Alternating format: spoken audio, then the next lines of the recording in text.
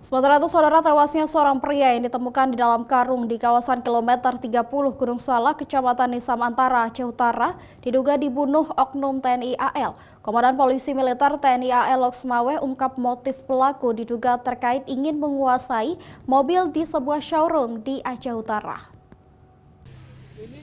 Pasca ditemukannya mayat pria di dalam karung yang merupakan agen mobil dan juga perawat puskesmas di Aceh Utara ini, Polisi Militer Angkatan Laut Loksmawe membenarkan oknum TNI AL terduga pelaku pembunuhan.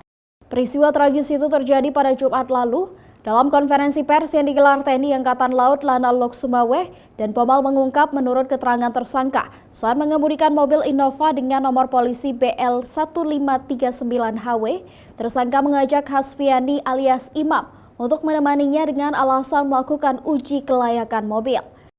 Terduga tersangka saat ini telah ditahan oleh Pomal dan dalam hal ini masih proses penyelidikan dan penyidikan masih dilakukan oleh anggota Polisi Militer Angkatan Laut. Kemudian sesuai dengan arahan pimpinan TNI Angkatan Laut, bahwa proses hukum ini akan disampaikan secara terbuka dan tidak ada yang kami tutupi.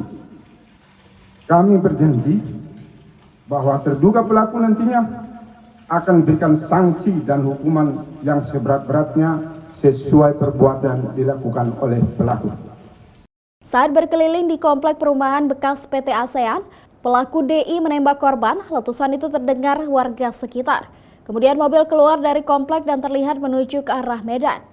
DI lalu membuang jasad korban di semak belukar di kawasan Gunung Salak, Aceh Utara.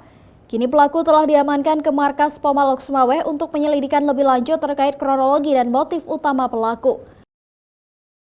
Zikri Maulana, Kompas TV, Aceh Utara.